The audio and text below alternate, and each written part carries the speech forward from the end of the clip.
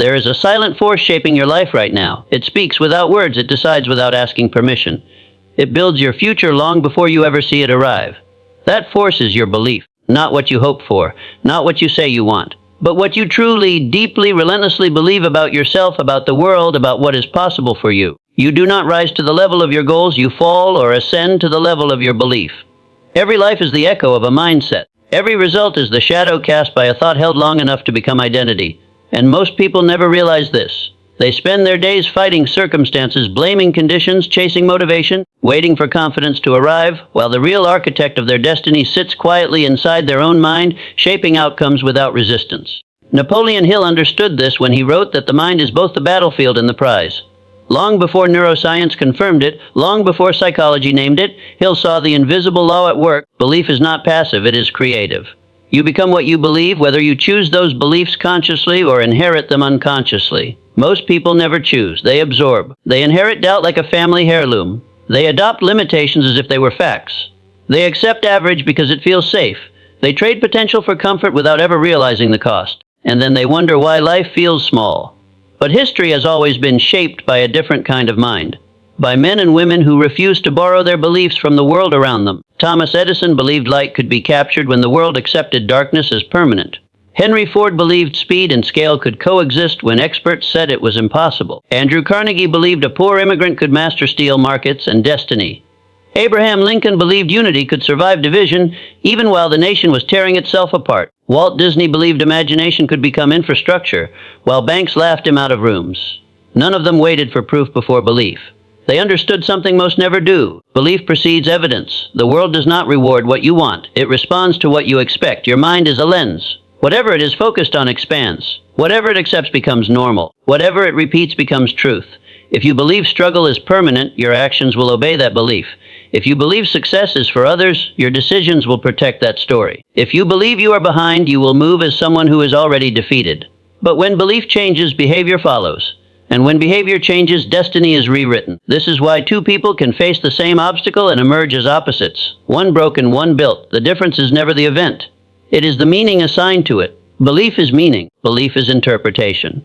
Belief is the voice that explains life to you when no one else is listening. And here is the uncomfortable truth most avoid. You have been rehearsing your future every day through the beliefs you repeat. Every time you say, I can't, you reinforce a boundary. Every time you say, I'm not ready, you delay your evolution. Every time you say, this is just how I am, you lock yourself into a smaller version of yourself. But belief can also liberate. When you truly decide that you are capable of growth, your nervous system changes, your perception sharpens, your tolerance for excuses weakens, your standards rise. You begin to see opportunities where others see threats, lessons where others see loss, and direction where others see chaos. Hill called this definiteness of purpose, the moment when belief aligns with intention so completely that hesitation disappears. Because clarity is born from belief, and confusion is the child of doubt. You cannot build a powerful life on uncertain foundations. A mind divided against itself will always sabotage progress at the moment it matters most. This is why belief must be chosen deliberately. Not emotionally, not impulsively, but consciously. You must decide what kind of person you believe yourself to be before life decides for you. You must claim your internal identity before the world assigns you one. You must install beliefs that demand growth, resilience, discipline, and responsibility. Because beliefs are commands, and the mind always follows orders. Every habit you keep answers to belief. Every standard you tolerate answers to belief. Every ceiling you accept answers to belief. And once belief is set, behavior obeys without resistance. That is both the danger and the power. Most people live with beliefs they never questioned, fighting lives they never designed. But you are here for a reason. Something inside you already knows that the version of yourself you have been living as is not the final form. There is more strength available to you. More discipline waiting to be activated. More clarity ready to replace confusion. More vision ready to override fear. But it all begins at the same place it always has, inside the mind at the moment of decision, when you choose what you will believe going forward. Because from this point forward, every belief you carry will either build you or betray you, and you do not have the luxury of choosing poorly anymore. Belief is not something you wait to feel. It is something you train. Just like muscle, just like endurance, just like discipline. Left unattended, belief weakens, it shrinks under pressure, it bends to fear. But when conditioned deliberately, belief becomes unbreakable. It becomes a backbone, a compass, a shield against chaos. Most people misunderstand this. They think belief is confidence. They think it is optimism. They think it is positive thinking. It is none of those things. Belief is alignment. It is when your thoughts, emotions, decisions, and actions move in the same direction without inner conflict. It is when you stop arguing with yourself about who you are capable of becoming. It is when your inner voice no longer negotiates with fear. Because fear does not disappear when belief arrives. Fear remains, but it loses authority. Every meaningful life is built in the presence of fear, not the absence of it. Edison was not fearless. Lincoln was not fearless. Disney was not fearless. They were decisive. They refused to let fear outrank belief. Fear speaks in questions. Belief answers with commitment. Fear asks, what if you fail? Belief responds, then I learn, adapt, and continue. A fear asks, what if you're not enough? Belief responds, then I grow. Fear asks, what will people think? Belief responds, they are not living my life. This is where most people collapse, at the point where belief demands action before certainty. They want guarantees before effort. They want clarity before movement. They want confidence before discipline. But life does not work that way. Confidence is not the cause of action. Action is the cause of confidence. Hill wrote that faith is a state of mind induced by autosuggestion. In modern terms, belief is installed through repetition, focus, and behavior. You do not convince your mind by wishing. You convince it by proving. Every disciplined action is a vote for a stronger identity. Every time you do what is difficult instead of what is comfortable. Belief upgrades. This is why discipline is sacred. Discipline is belief in motion. Anyone can believe when things are easy. Anyone can feel inspired when results are visible. But belief is revealed when no one is watching, when progress is invisible, when effort feels heavy and reward feels distant. That is where identity is forged. The disciplined person is not more motivated than others. They are more decided. They have resolved the internal debate. They have already answered the question of who they are becoming. Their behavior simply follows the decision. You cannot separate belief from standards. If you believe you are capable of greatness, you will not tolerate habits that weaken you. You will not accept environments that dull you. You will not keep relationships that drain you. Belief demands congruence. This is why growth feels uncomfortable. It requires shedding identities that no longer match your future. You cannot carry old beliefs into new levels of life. Every elevation demands a release. Average beliefs create average lives. Borrowed beliefs create borrowed futures. Unquestioned beliefs create invisible prisons. But intentional belief creates momentum. When you decide to believe in your capacity to learn, failure becomes data. When you decide to believe in your worth, rejection loses its sting. When you decide to believe in your purpose, distractions lose their appeal. Belief sharpens focus. It simplifies decision-making. It removes noise. This is where vision enters. Vision is belief projected forward. You cannot see a future you do not believe you deserve. You cannot pursue a destination you secretly think is unreachable. Vision requires permission, and belief is the permission slip. Every great builder in history saw the structure before the stone was laid. Carnegie saw systems. Ford saw assembly lines. Disney saw worlds that did not yet exist. They held images in their minds long before reality caught up. This is not imagination, it is mental rehearsal. The mind moves toward what it repeatedly visualizes. Neuroscience now confirms what Hill intuited: the brain does not distinguish sharply between vividly imagined experience and physical experience. What you rehearse mentally, you prime neurologically. This is why belief must be guarded. What you allow into your mind becomes part of your internal environment. Conversations you tolerate, content you consume, narratives you repeat. These are not neutral. They are shaping your expectations, your identity, your ceiling. If you surround yourself with doubt, belief erodes. If you immerse yourself in growth, belief expands. You must become ruthless with inputs. Not everyone deserves access to your attention. Not every opinion deserves a seat in your mind. Most people project their limits onto others because they have not confronted their own. Do not inherit their hesitation. You are not here to confirm other people's expectations. You are here to fulfill your potential. And potential is activated only when belief outruns comfort. There will be moments when belief feels lonely. When choosing growth separates you, when discipline isolates you, when your standards make others uncomfortable. That is the price. But isolation is temporary. Identity is permanent. The person you are becoming is watching every decision you make right now. Every time you choose ease over effort, you teach your future self what to expect. Every time you choose discipline over distraction, you send a signal: this is who I am now. Belief is built in these moments, quietly, daily, relentlessly. And once belief is strong enough, the world begins to rearrange itself around you. Not because it favors you, but because you are no longer negotiating with your potential. You are moving toward it. Belief deepens when it is tested, and it will be tested, not once, not gently, but repeatedly, at the exact moments when quitting feels reasonable, when doubt feels logical, when comfort feels justified. This is the crucible where most people turn back. They mistake resistance for a warning. They interpret difficulty as a sign to stop. They read struggle as evidence they chose wrong. But resistance is not rejection. Resistance is confirmation. Every meaningful pursuit triggers opposition, internal and external, because growth disrupts identity. The mind prefers what is familiar, even when familiar is painful. So when you begin to outgrow old beliefs, the mind pushes back, it resurrects fear, it replays past failures, it magnifies uncertainty. Not to protect your future, but to preserve your past. This is where resilience is born. Resilience is not toughness. It is flexibility with conviction. It is the ability to adapt without abandoning belief. It is the willingness to bend strategy without surrendering vision.